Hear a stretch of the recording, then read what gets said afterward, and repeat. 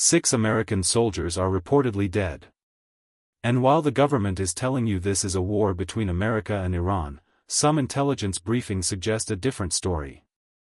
According to some analysts, Russia may be providing Iran with intelligence that could help track the locations of American warships and aircraft.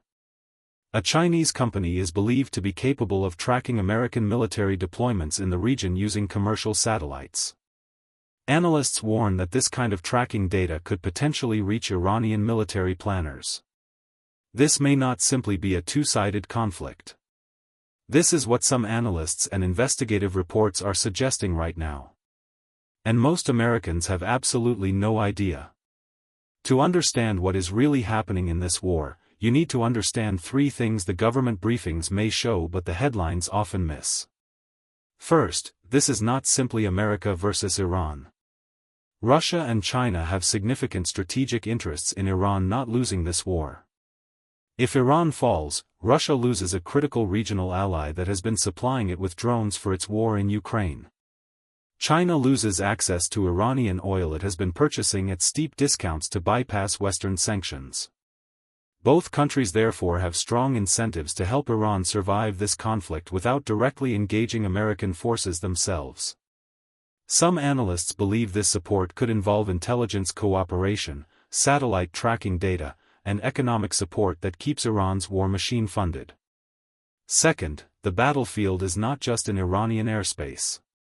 It extends into space, into cyberspace, into the global financial system, and into the information war being waged on social media platforms right now. Third, what you are seeing on American news channels may not always be the complete picture of this conflict. And the gap between what the government knows and what it is telling you can sometimes be wider during wartime. Let me be precise about what has been reported regarding Russian involvement. Some reports suggest Russia may be providing Iran with intelligence on the locations of American warships and military aircraft operating in the region. This has been discussed in several media reports citing sources familiar with intelligence community assessments. Here is why this matters on the battlefield. American naval vessels and aircraft rely on what military planners call operational security, the ability to operate without the enemy knowing exactly where you are. If detailed location data about American assets becomes available to an adversary, Iranian missile systems could potentially be pre-targeted. Iranian drone swarms could be directed toward specific coordinates. Iranian fast attack boats could position themselves to intercept specific vessels. Reports of American service members killed in the region, including a drone strike on a port in Kuwait, have raised questions among some analysts about the precision of the targeting. Questions that some experts believe could involve high-quality intelligence. Russia's strategic calculation is straightforward.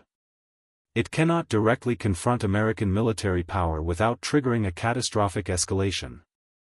But it could attempt to bleed American military resources, erode American strategic advantages, and demonstrate to the world that American military dominance is not absolute by helping Iran fight more effectively, without directly placing Russian forces in combat.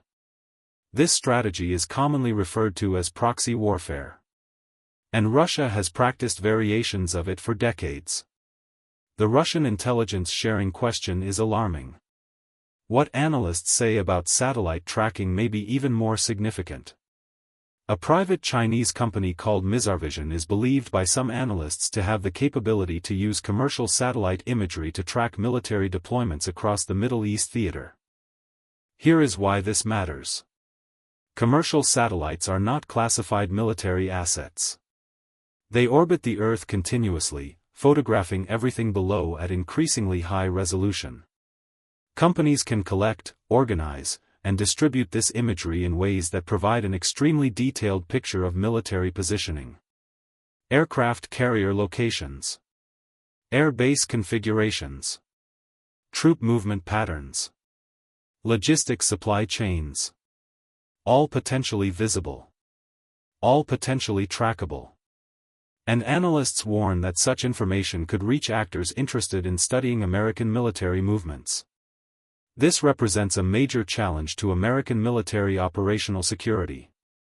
For decades the United States military has relied on information superiority, the ability to see the battlefield more clearly than any adversary. Commercial satellite networks are beginning to change that balance. And that shift could affect not just this conflict, but future wars as well. While Russia and China operate in the intelligence shadows of this conflict, there is another battlefield playing out in plain sight, on your phone and on your social media feed right now. Observers online claim that footage resembling scenes from the video game Call of Duty appeared inside a social media video about the Iran strikes. The moment spread rapidly online and sparked debate about how modern wars are presented to the public. Whether it was an editing choice, a visual coincidence, or something else entirely, it raised an important question. In the age of social media, war is often presented in ways that resemble entertainment. And that changes how people perceive conflict. When real war footage begins to resemble video games, it becomes harder to separate reality from presentation. And that makes critical thinking more important than ever. Here are the specific questions many analysts say remain unanswered. If foreign intelligence is helping Iran track American military positions, at what point does that constitute direct involvement in the conflict? What is the actual strategic objective of this war? Public messaging has shifted multiple times in the early stages of the conflict. What happens the day after?